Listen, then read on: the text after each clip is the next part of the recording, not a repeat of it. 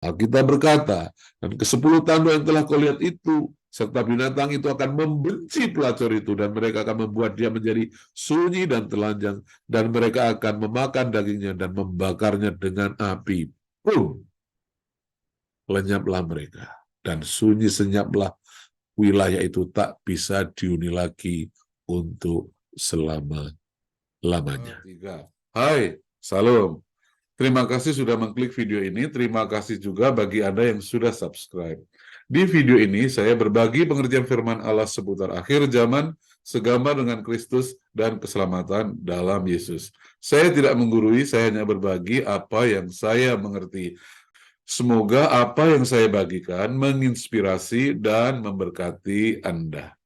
Kali ini saya akan berbagi pengertian firman Allah seputar akhir zaman dengan judul Wahyu pasal 17, Keputusan Allah atas Babil Pelacur Besar part 1.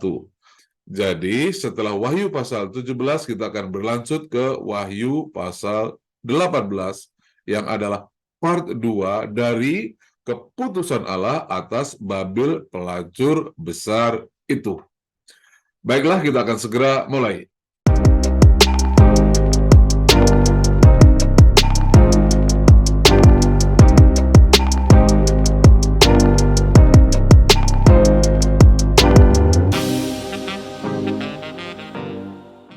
Ya, kita akan membahas Wahyu pasal 17.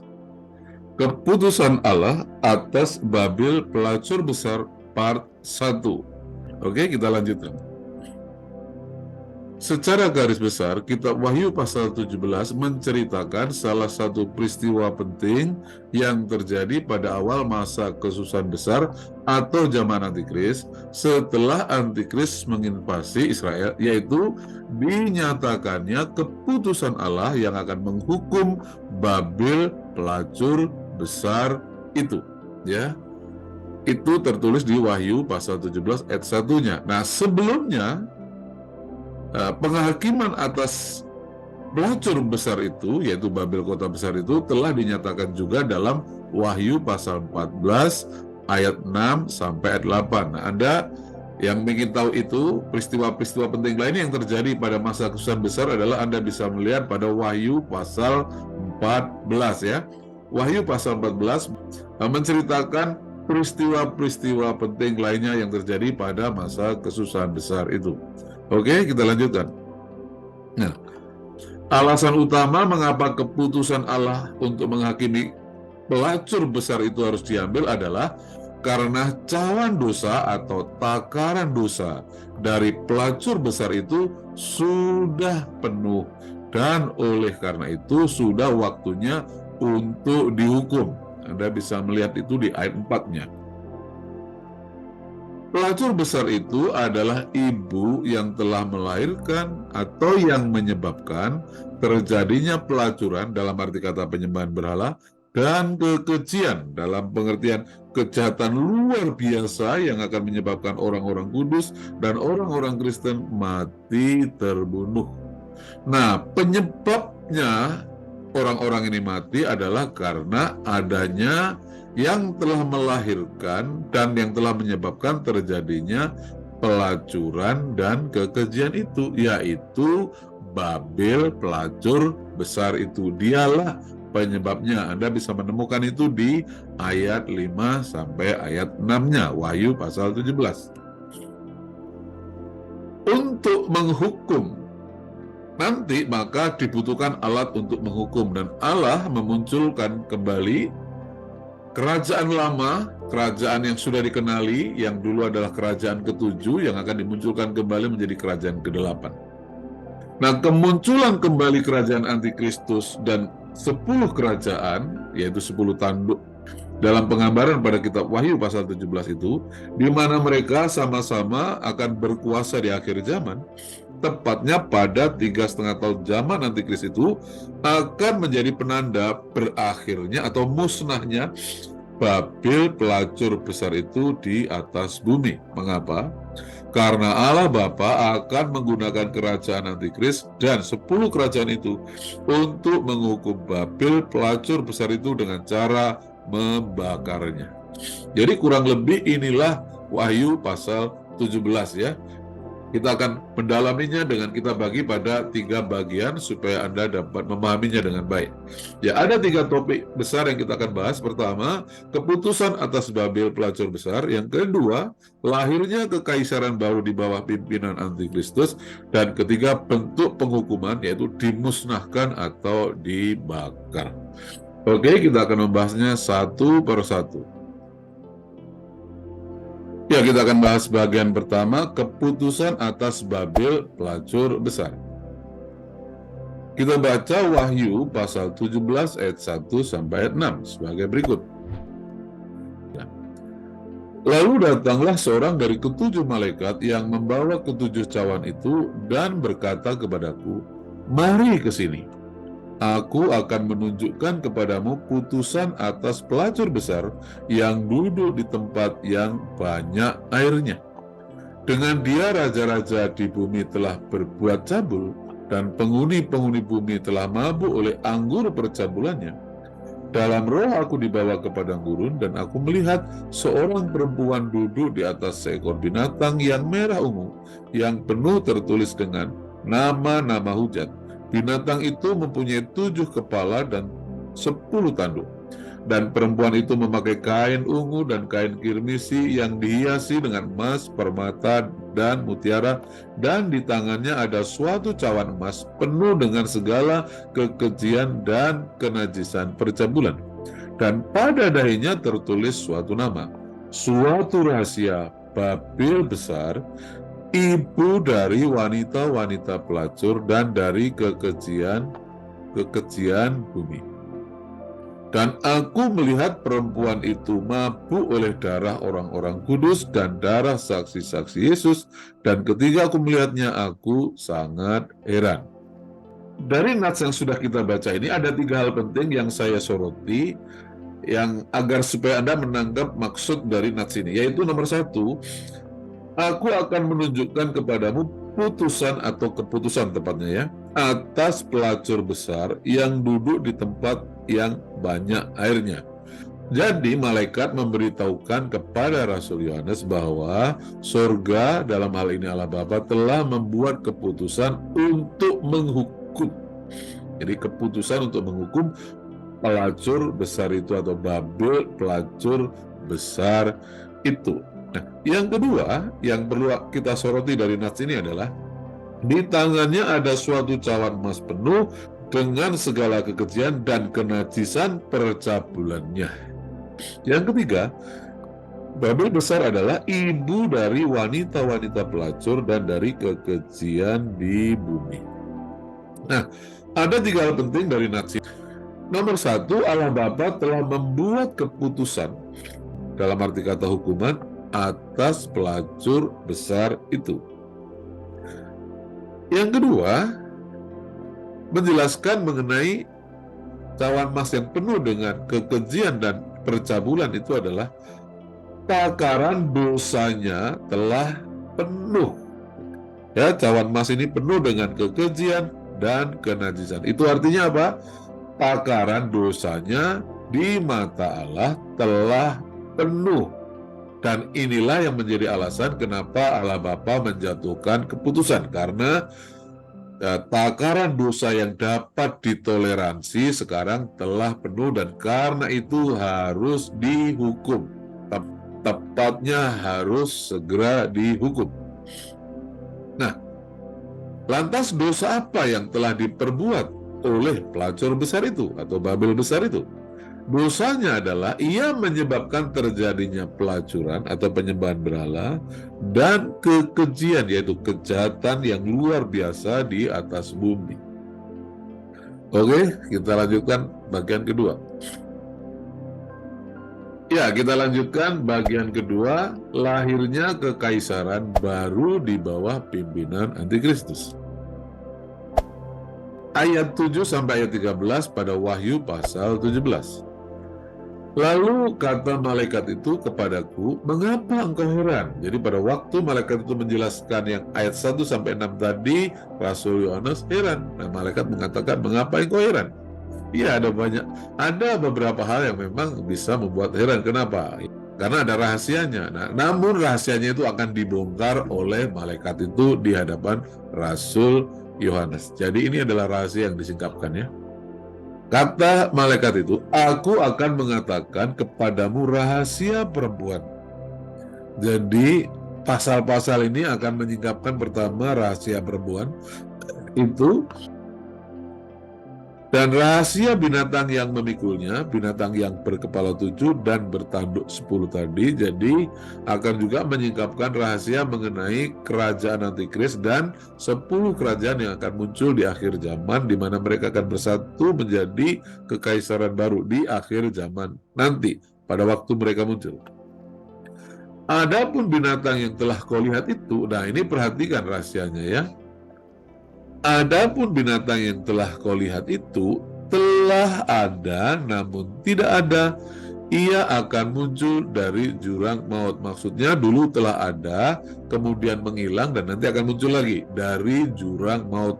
Artinya sumber kekuasaannya bukan dari surga, ini sumber kekuasaannya dari si jahat.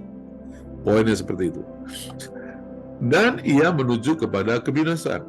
Dan mereka yang diam di bumi, yaitu mereka yang tidak tertulis dalam kitab kehidupan sejak dunia dijadikan, akan heran apabila mereka melihat bahwa binatang itu telah ada. Jadi orang-orang yang tidak mengenal Tuhan, yang namanya tidak tercatat di surga itu tahu binatang ini. Dan karena itu mereka heran. Mengapa mereka heran? Mereka heran kenapa apabila mereka melihat bahwa binatang itu dulu telah ada, namun tidak ada dan akan muncul lagi. Anda perhatikan ya, ada kelompok orang yang bukan Kristen mengamati, mengetahui, mengenali binatang ini, dan ketika binatang ini muncul lagi mereka tahu. Dan mereka heran karena itu. Ayat 9, yang penting di sini ialah akal yang mengandung hikmat. Ya. Ketujuh kepala itu adalah 7 gunung yang di atas perempuan itu duduk. Ketujuhnya adalah juga ketujuh raja. 5 diantaranya sudah jatuh dan 1 ada dan yang lain belum datang. Dan jika ia datang, ia akan tinggal seketika saja. Dan binatang yang pernah ada dan yang sekarang tidak ada itu, ia sendiri adalah raja ke-8. Namun demikian, ia itu satu dari ketujuh raja itu ya, dan ia akan menuju pada kebinasan. Dan ke-10 tanduk yang telah kau lihat itu adalah 10 raja yang belum mulai memerintah.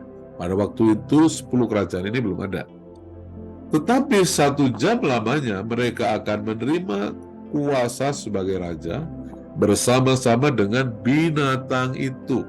Jadi 10 kerajaan itu akan bersekutu dengan binatang itu menjadi kekaisaran baru. Kenapa? Karena mereka seia sekata kekuatan dan kekuasaan mereka berikan kepada binatang itu.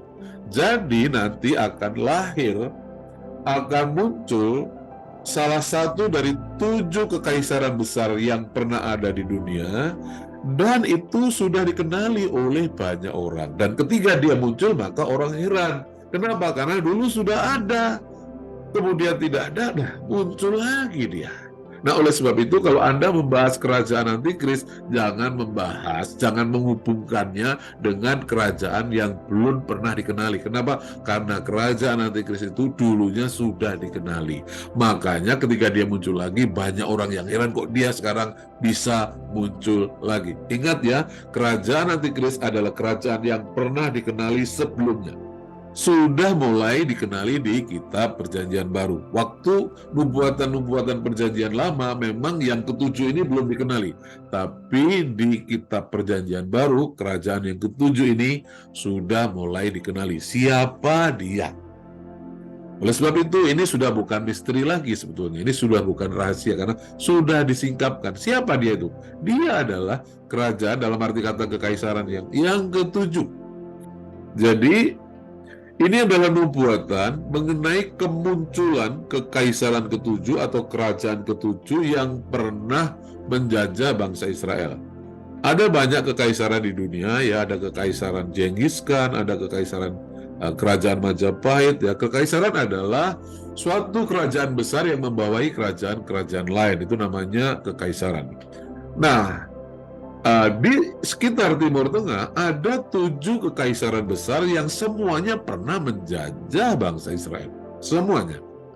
Jadi kemunculan dari salah satu kekaisaran besar itu inti dari nas ini ya. Nah, untuk itu saya sampaikan 3 hal penting, bahwa dikatakan dalam ayat ini, aku akan mengatakan rahasia. Jadi rahasia tentang perempuan itu dan rahasia tentang binatang itu sekaligus rahasia dari 10 kerajaan. Yang kedua, ketujuh kepala itu adalah ketujuh gunung yang diantaranya perempuan itu duduk. Ketujuhnya adalah juga 7 raja.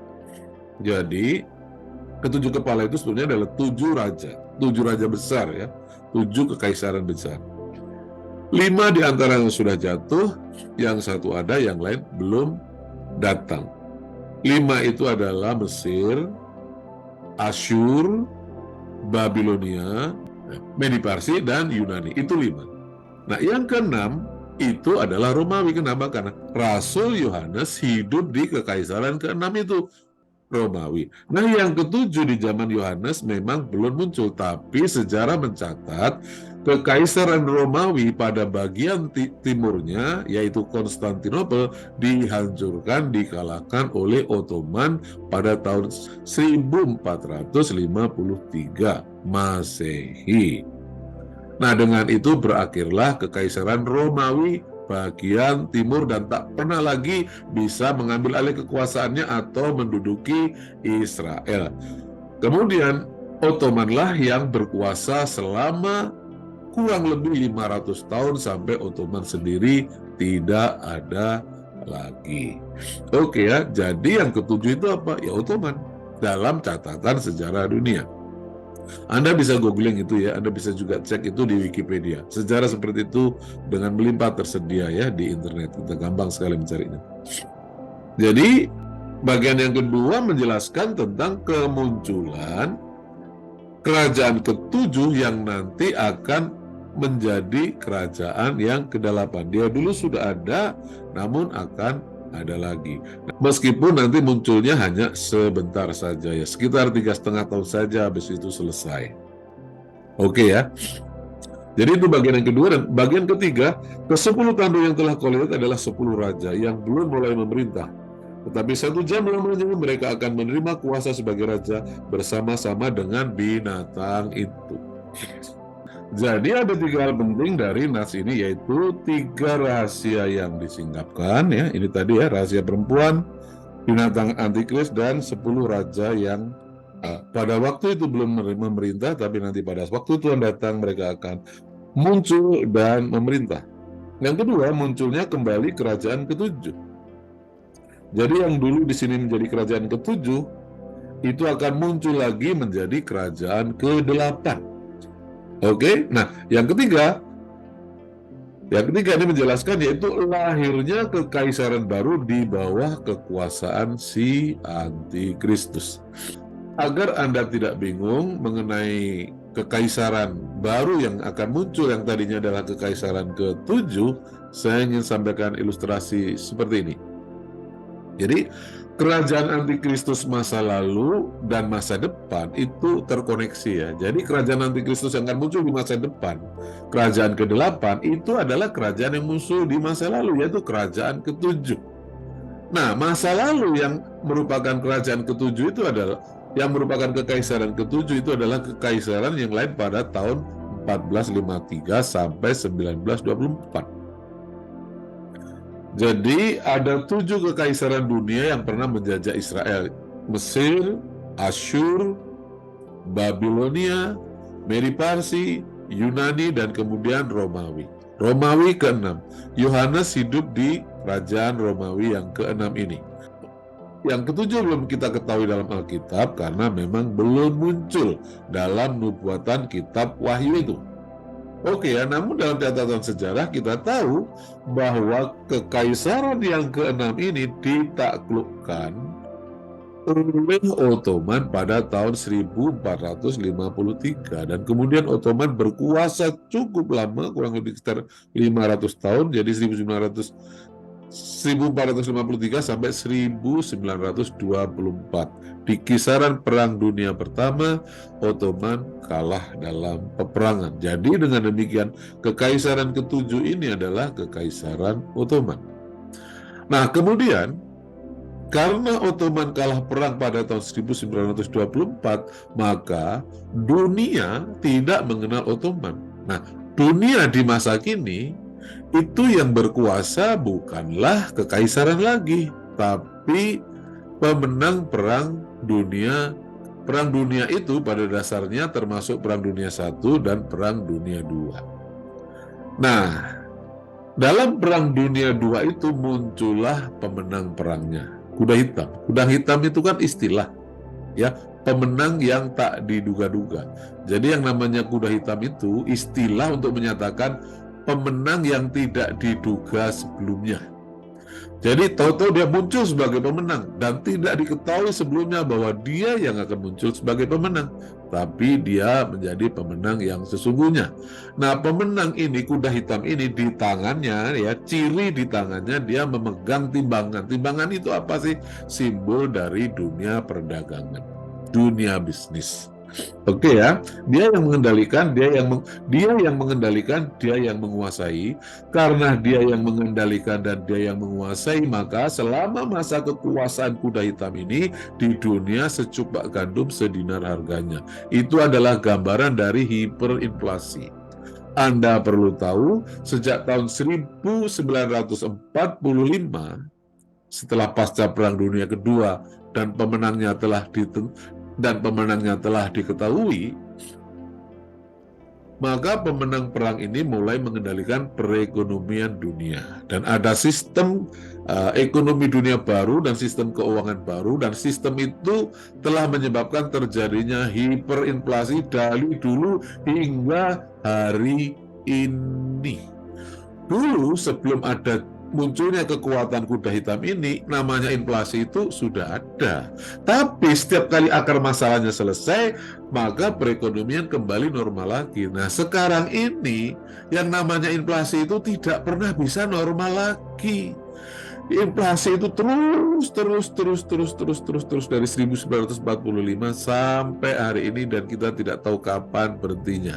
Anda tahu, uang terbesar kita dulunya adalah 1.000, sekarang sudah 100.000. Artinya apa? Artinya kita sudah mengalami inflasi yang luar biasa. Di zaman dulu uang 1.000 itu sudah bisa beli macam-macam, ya. Tapi zaman sekarang uang 1.000 hanya bisa bayar parkir sepeda motor. Jadi di masa gini dikuasai oleh kuda hitam ini. Dia adalah pemenang Perang Dunia II. Ini pemenangnya. Ya, Anda tahulah kurang lebih siapa yang saya maksud, ya. Anda akan mengerti siapa yang dimaksud ini.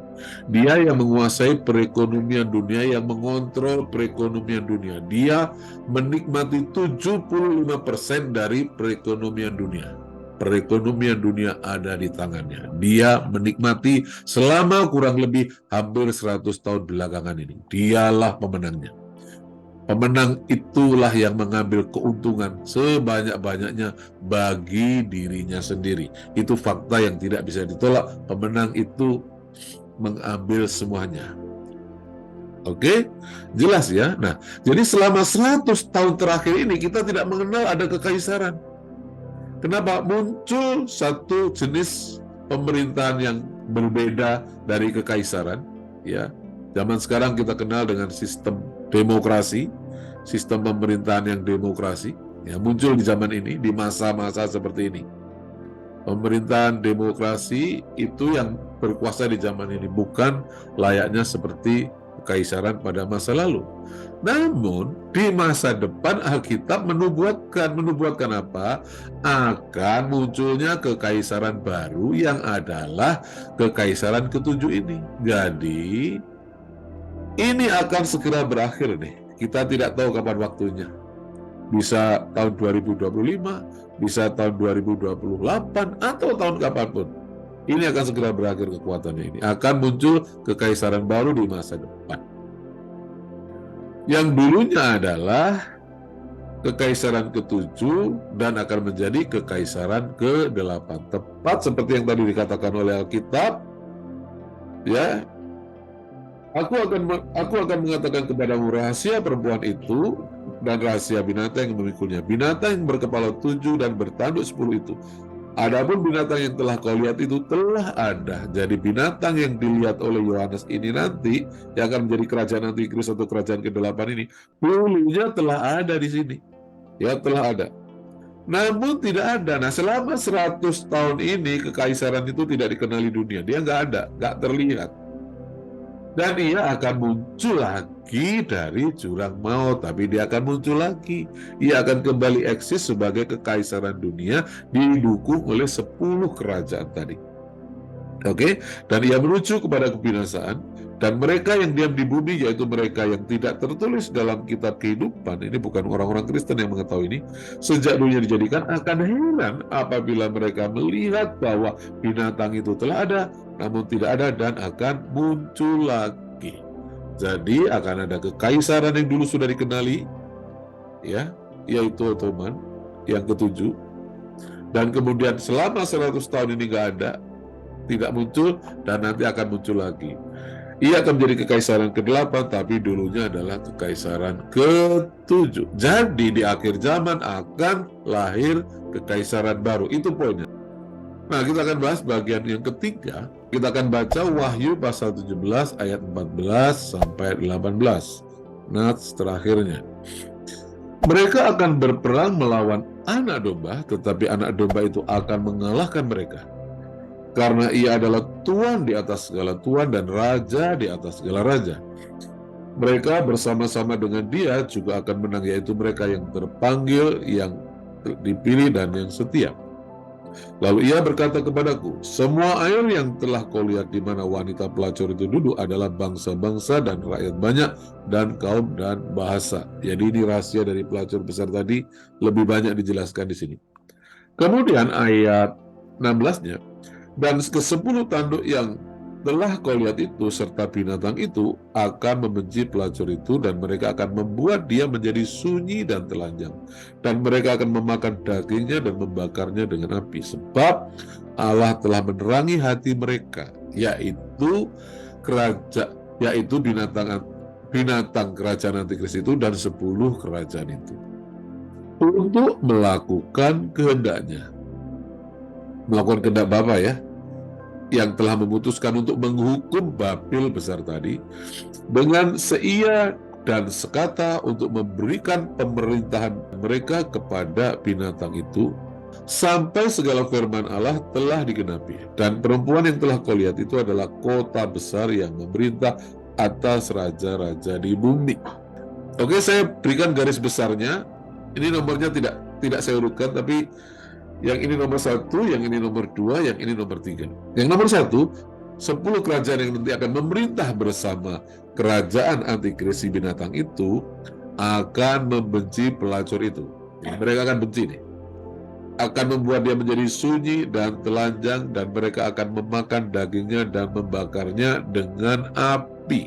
Jadi 10 kerajaan ini bersama dengan kerajaan antikris, yang artinya adalah kekaisaran baru yang sudah dilahirkan di dunia tadi, begitu dia muncul maka dia mengambil kekuasaan dari si pelacur besar itu. Itulah sebabnya ia membakar pelacur besar itu, ya, sehingga lokasinya menjadi sunyi, artinya tak bisa dihuni lagi, dan telanjang, itu artinya kotanya dimusnahkan, dan memakan dagingnya. Artinya apa? Bagian terbaiknya diambil oleh mereka. Ada bagian yang diambil oleh mereka, dan mereka membakarnya dengan api. Oke, ya. Yang kedua, Allah telah menerangi hati mereka untuk melakukan kehendaknya, yang ini tadi, ya, dengan seia sekata dan untuk memberikan pemerintahan mereka kepada binatang itu. Jadi pemerintahan yang dimiliki oleh wanita pelacur itu akan diambil alih oleh kekaisaran yang baru muncul itu, sampai segala firman Allah telah digenapi. Nah, ini yang kedua. Yang ketiga, mereka ini, yaitu kekaisaran baru ini, karena mereka nanti bukan hanya membakar kota besar. Jadi Babel besar itu adalah kota besar, saudara-saudaraku, ya, kota khusus, kota spesial. Kota ini akan dibakar oleh kekaisaran yang baru muncul ini. Namun kekaisaran yang baru muncul ini bukan hanya membakar kota besar ini, tapi juga menginvasi bangsa Israel. 3,5 tahun kemudian Tuhan datang untuk melakukan perang pembebasan melawan kekaisaran yang muncul itu, yaitu kerajaan antikris itu. Nah, maka yang ketiga, mereka akan berperang melawan anak domba. Jadi kekaisaran baru itu, kerajaan antikris itu akan berperang melawan Tuhan Yesus Kristus. Tetapi Tuhan Yesus Kristus anak domba itu akan mengalahkan mereka. Mengapa? Karena ia adalah Tuhan dari segala Tuhan dan Raja di atas segala Raja. Mereka yang bersama-sama dengan dia juga menang, yaitu mereka yang terpanggil, yang dipilih, dan yang setia. Ini adalah orang-orang yang ketika Tuhan datang, sudah diangkat, sudah diubah dalam tubuh kemuliaan, dan bersama dengan Tuhan mengalahkan kerajaan antikris itu, dan menang bersama dengan Tuhan di akhir zaman, di saat Tuhan Yesus Kristus datang yang kedua kali. Jadi dalam keputusannya untuk menghukum pelacur besar itu, Allah Bapa memakai kekaisaran baru itu untuk melaksanakan kehendaknya, yaitu menjadikan Babel kota besar itu sunyi, maksudnya tidak berpenghuni, dan telanjang, artinya kotanya musnah dengan cara membakarnya dengan api. Dan ini prediksi saya ya, kemungkinan besar kota besar itu, kota yang memang sebetulnya kota luar biasa itu akan dinuklir oleh kekaisaran baru ini, karena mereka mempunyai kemampuan atau potensi untuk menuklir itu. Nah, daerah yang dinuklir itu akan menjadi daerah yang tidak bisa dihuni lagi, jadi daerah sunyi, dan juga daerah yang dinuklir itu akan musnah lenyap. Jadi kota itu akan menjadi telanjang, tidak ada lagi kotanya, tidak ada lagi bangunannya, rata dengan tanah. Oke ya, semoga Anda jelas dengan semuanya ini. Ini adalah gambaran dari Babel pelacur besar, ibu dari pelacur dan kekejian di bumi. Dia ini kota besar, kota di mana ada penyembahan berhala dan kekejian, yaitu kejahatan yang luar biasa. Dan oleh karena cawan dosanya ini sudah penuh dengan darah orang-orang kudus dan darah saksi Kristus, maka Allah Bapa telah mengambil keputusan untuk menghukum dia dengan membakarnya, dalam arti kata memusnahkannya untuk lenyap sama sekali. Alkitab berkata, dan ke-10 tanda yang telah kau lihat itu, serta binatang itu akan membenci pelacur itu, dan mereka akan membuat dia menjadi sunyi dan telanjang, dan mereka akan memakan dagingnya dan membakarnya dengan api. Lenyaplah mereka, dan sunyi senyaplah wilayah itu, tak bisa dihuni lagi untuk selama-lamanya. Ya, video selanjutnya, pasal 18, dengan judul yang sama adalah part 2, ya, kelanjutan dari putusan Allah atas Babel pelacur besar itu, tapi part 2-nya. Demikianlah tadi Wahyu pasal 17, keputusan Allah atas Babel pelacur besar part 1. Bagaimana dengan pendapat Anda? Jika Anda punya opini, silakan diketik di kolom komentar. Sampai bertemu di video selanjutnya. Tuhan Yesus Kristus memberkati.